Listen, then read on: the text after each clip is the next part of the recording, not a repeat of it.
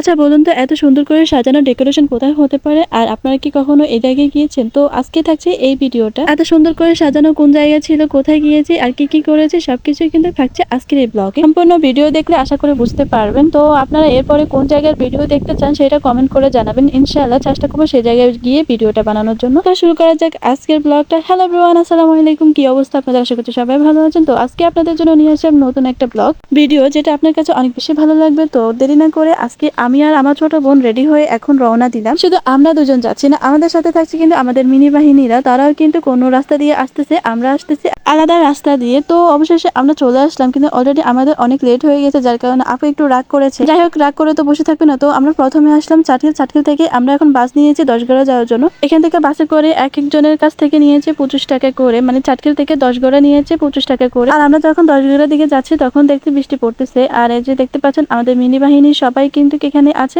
এরপর আপনাদেরকে দেখাচ্ছি বৃষ্টি পড়লে আমাদের নোয়াখালী কতটা সুন্দর দেখা যায়, সেটাও আমি আপনাদেরকে দেখাই দিলাম। দেখেন কত সুন্দর। যারা গ্রাম সাইডে থাকে তারাই কিন্তু কি সৌন্দর্যটা উপভোগ করতে পারে। আমাদের মিনি বাহিনীও আমাদের সাথে এরকম জার্নি করতে অনেক বেশি আনন্দ করে। এরপর আমরা চলে আসছি আমাদের গন্তব্যের মধ্যে, 10গড়িয়া লেক ভিউ পার্ক। আর এখানের মধ্যে সম্পূর্ণ লোকেশন দেওয়া আছে। তো আমরা আসার সাথে সাথে দেখতেছি গেট খুলতেছে। কি আমরাই কি ফার্স্ট যাইতেছি এখানে, মানে আজকে দিনের জন্য। তো যেহেতু প্রথমে গেট খুলেছে তো অনেক লোকজন ভিতরে ঢুকতেছে, কিন্তু এটা তো প্রথম না। এরপরে তো আমি অবাক হয়ে গিয়েছি যখন আমি ছাদে উঠেছি। ছাদে ওঠার পর মানে জাস্ট আমি অবাক হয়ে গেছি, কি ডেকোরেশন দেখবো। আমি মানুষ দেখে অবাক হয়েছি। মাশাআল্লাহ, এত লোকজন ছিল বৃষ্টির সময়, এত লোক। আর আমরা ভাবতেছি শুধু আমরাই এখানে আসতেছি, কিন্তু আমি আসার পর দেখি একটা সিটও খালি না। দেখেন একটা সিটও খালি না এখানে। যেহেতু আমরা আসছি টিকিট দিয়ে আসি, আর একজনের টিকিট নিয়েছি 30 টাকা করে। তো এখন আমাদেরকে বসতে হবে, তার জন্য সিট খুঁজতেছি, কিন্তু খুঁজতে খুঁজতে পেলাম একটা ক্যাবিন। ওই ক্যাবিনের ভিতরে হচ্ছে পরিত্যক্ত ক্যাবিন, ওখানে কোনো সিট নাই। তাই আমাদেরকে এখান থেকে চলে যেতে হচ্ছে। ভাই কি বলবো, যে এখানে একটা কেবিন অথবা সিট নাই যেটা বুকিং করা না। সবকিছু কিন্তু আপনার বুকিং করা। এখন আমাদের কোনো কিছু করার নাই, যেন আমরা অপেক্ষা করতেছিলাম যে কখন আমরা সিট পাবো। তাই আশেপাশে ঘুরে আমরা শুধু ভিডিও করতেছিলাম। তো আমাদেরকে দেখে কিছু লোকজন তারা আমাদেরকে এই সিটগুলো ছেড়ে দেয়। এবার বুঝেন কত লোকজন এখানে থাকতে পারে। এত বড়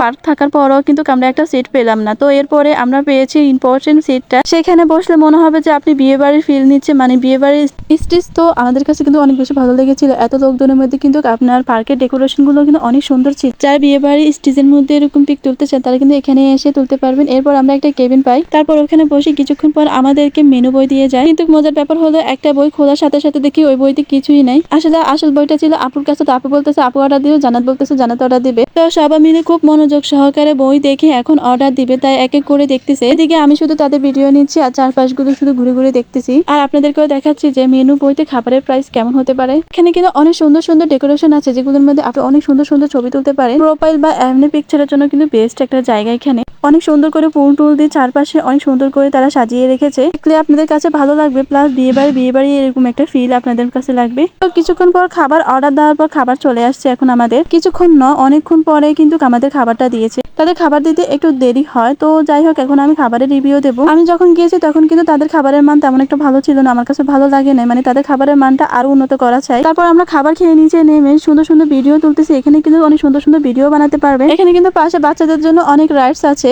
যেহেতু আমরা মিনি বাহিনীকে নিয়ে আসছি, তাই আমাদেরকে বাচ্চা রাইডসে উঠতেই হবে। এখানে যে বাচ্চারা উঠতে পারবে তা না, বড়রা কিন্তু চাইলে এখানে উঠতে পারবে। বাচ্চাদেরকে সেভ করে কোলে রাখতে হবে। তো এই ছিল আজকের ব্লগটা লেক ভিউ পার্কে। তো কেমন লেগেছে আপনাদের কাছে সেটা কমেন্ট করে জানাবেন। লাইক কমেন্ট শেয়ার করতে কিন্তু একদমই ভুলবেন। তো এর পরবর্তীতে আপনারা নোয়াখালী কোন পার্ক বা রেস্টুরেন্টের ভিডিও চান সেটা কমেন্ট করে জানাবেন। সবাই ভালো থাকবেন। আল্লাহ হাফেজ।